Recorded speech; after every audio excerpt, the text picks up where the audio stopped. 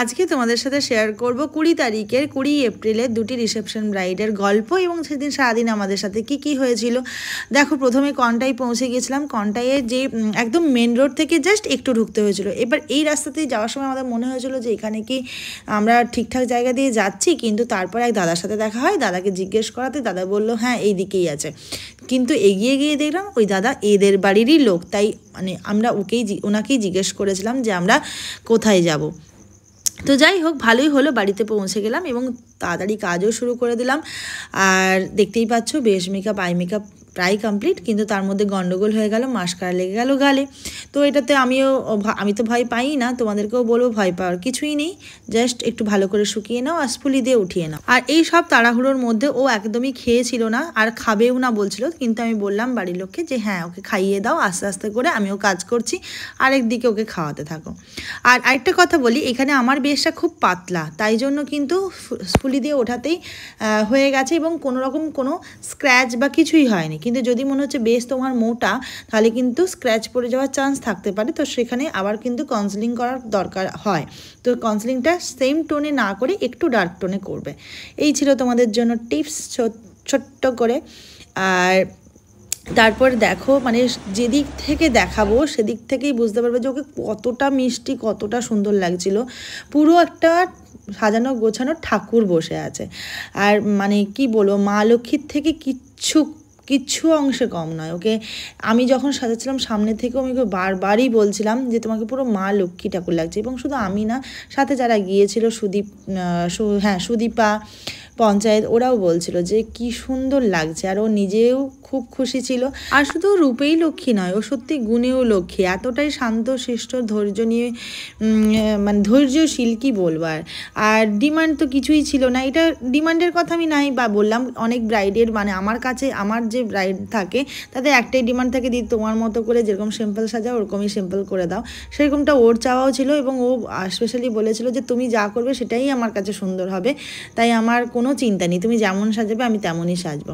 তো এই কথাগুলো বললে তো বুঝতেই পারছো আরও অনেক বেশি দায়িত্ব বেড়ে যায়, অনেক বেশি মানে মনে হয় যে আমার কাজটা যেন আরও বেশি সুন্দর করতে পারি, যেটাতে ওর মানে সেরকমভাবেই ভালোটা লাগে। আর এই যে আমার প্রতি এতটা ভরসা, সেটা যেন থাকে সব সময়। তো যাই হোক, তারপরে দেখো মিষ্টি মিষ্টি কিছু শর্ট নিয়ে নিলাম আমি। আর তারপরে তো তারাও আছে, কারণ পরের ব্রাইডের কাছে আমাকে যেতে হবে এবং পরের ব্রাইডের লোকেশনটা ছিল দেউলিঘাট। কন্টাই থেকে দেউলিঘাটটা অনেকটাই যেতে হতো। তো যাই হোক, তাই জন্য আমরা তাড়াহুড়ো করে কিন্তু সেখান থেকে বেরোবো বলে আমরা মানে ঠিক করেছি। কিন্তু মানে সত্যি কথা বলতে ওকে মানে সাজানোর পর আমি শ্যুট করে শেষ করতে পারছি না, এরকম মনে হচ্ছে। মানে এত মনে হচ্ছে ফটো তুলি, এত ভিডিও করি, এরকম। তো যাই হোক, সেখান থেকে বেরিয়ে গেলাম। বেরিয়ে গিয়ে দেখো ওই যে রাস্তাটা দিয়ে আমরা যাচ্ছিলাম না, সেই রাস্তার আশেপাশে এত কাজু বাগান ছিল, তোমাদের সাথে শেয়ার করবো বলে, কিন্তু এত স্পিডে গাড়ি ছিল যে অতটা নিতে পারিনি। তারপরে তোমরা ব্রাইডকে চিনতেই পেরে গেছো, আগের দিনের ব্রাইডাল যাকে করেছিলাম 18 তারিখের প্রথম ব্রাইড। তো তাকে গিয়েও চটচট বসে গেলাম। আর ওর ডিমান্ড ছিল লেন্স পরবে, আর সত্যি লেন্স পরতে ওকে খুব সুন্দর লাগছিল।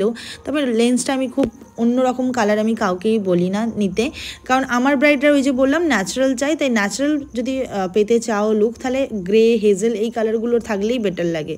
খুব অন্য কালার এক্সপেরিমেন্ট করতে গেলে একটু মনে হবে মানে প্রতিদিনের থেকে অনেকটাই আলাদা। তাই জন্য আমার মনে হয় যারা ন্যাচারাল চাই তাদের গ্রে হেজেল এই কালারগুলোতেই যায়। তো যাই হোক, তারপরে দেখো ওর বেস মেকআপ আই মেকআপ ওরও কমপ্লিট হয়ে গেছে, লিপস্টিক পরানো হচ্ছে, কি সুন্দর লাগছে একেও। আমি নিজেই নিজের কাজটার বলছি যে সুন্দর লাগছে, এমনটা নয়, বিশ্বাস করো সত্যিই সুন্দর লাগছে আমার চোখে। এবার তোমাদের চোখে কেমন লাগছে অবশ্যই কমেন্ট করো, আমি বারবারই তোমাদেরকে জানাচ্ছি। তো তারপরে জানাচ্ছি মানে রিকোয়েস্ট করছি, প্লিজ প্লিজ তোমরা কমেন্ট করে জানিও কেমন লাগছে। তো যাই হোক, তারপরে দেখো যে টিকলিটা পরবে সেটা দেখলাম খুব বড় সাইজের। তো তারপরে তো মানে কাজ করতেই হবে, তার উপর কাটাকুটি ছাটাছাটি করে আমরা সেই টিকলিকে এই যে এখন যে টিকলিটা দেখতে পাচ্ছ তাতে রূপান্তরিত করলাম। তো যাই হোক, ফুল ক্রেডিট আমার নয়, আমি প্রথমে এইরকমই তৈরি করে নিয়েছিলাম, কিন্তু এই বলটা আমার জাস্ট পড়াতে যাবো তার আগে আগেই দেখতে পেলাম যে খুলে গেছে। তো লাস্টটা আমি যখন সাজাচ্ছিলাম তখন সুদীপা আবার ওটাকে ঠিকঠাক করে মানে অ্যাকচুয়াল ভালো করে আরও টাইট করে ও মানে ওর প্রসেস অনুযায়ী। তো যার ফলে এই টিকলিটা দাঁড়ায়। তো মানে ওর অনেকটাই ক্রেডিট আছে এইটার পেছনে। তো যাই হোক, কিন্তু টিকলিটা আমরা ওই একটা বড় সাইজ থেকে এই সাইজে আনি, এবং দেখলে বুঝতেই পারবে না যে এই টিকলিটা মানে কাটাকাটি করে করা হয়েছে। আর ওকে দেখো কী যে লাগছে, ওকেও আমি কোনো অংশে কম করতে পারবো না, এতটাই সুন্দর লাগছে। অদ্ভুতভাবে ওর হেয়ার স্টাইলের সাথে, আই মেকআপের সাথে, শাড়ির সাথে, ব্লাউজের সাথে সব কিছু মিলেমিশে একাকার হয়ে গেছে, এতটা সুন্দর লাগছে। আর যেটা হচ্ছে যে পুরো সাইড থেকে গোলাপ লাগিয়েছিলাম, সাদা গোলাপ, যার জন্য পুরো শাড়ির যে কালার তার সাথে হোয়াইট কালারের ফুলটাও খুব সুন্দর গেছে। তো যাই হোক, ওর যে স্কিন টাইপ ছিল সেটা তোমরা জানো খুব সেন্সিটিভ, কারণ আগের ভিডিও যদি দেখে থাকো তাহলে তোমরা জানবে যে খুব সেন্সিটিভ, কিন্তু তারপরেও বেস মেকআপটা তোমরা বুঝতেই পারছো যে কতটা ফিনিশিং ভালো এসেছে। আর তোমরা যেটা দেখতে পাচ্ছ সেটাই লাগছিল, এখানে কোনো এডিট, কোনো ফিল্টার কিচ্ছু নেই। আর এটা তোমরা এতদিনে ভিডিও দেখতে দেখতে বুঝে গেছো যে আমি কোনো ফিল্টার, কোনো এডিট ভিডিওতে বা ফটোতে করতে পছন্দ করি না। তোমরা ফটো ভিডিও সবই দেখতে পারবে, ওপেন পোর্স বা যদি কারোর সেন্সিটিভ স্কিন হয়ে থাকে সেগুলো দেখা যায়, সেটা তোমরা দেখতেই পাও যে ব্লার করা থাকে বা এমন কিছুই কিন্তু সেটা থাকে না, বা এই অপশান আমার ফোনেও নেই, আমি করতেও পছন্দ করি না।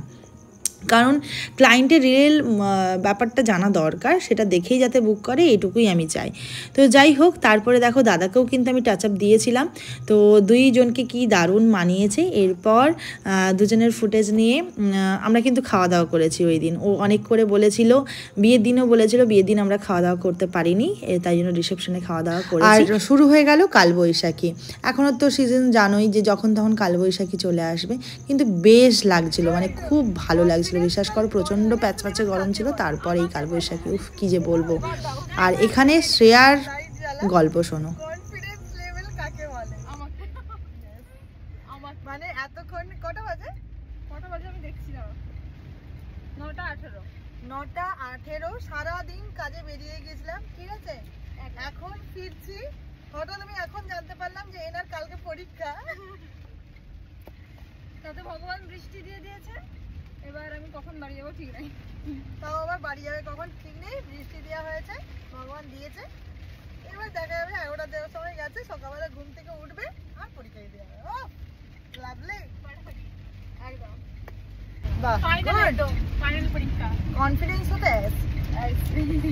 তো শুনতেই পেলে, ওর কথা শুনে আমি নিজেই ভয় পেয়ে গেছিলাম যে কি পরীক্ষা দেবে বেচারা। তো যাই হোক, এই ছিল সারাদিনের গল্প। তোমাদের কেমন লাগলো অবশ্যই কমেন্ট করে জানাতে কিন্তু ভুলবে না।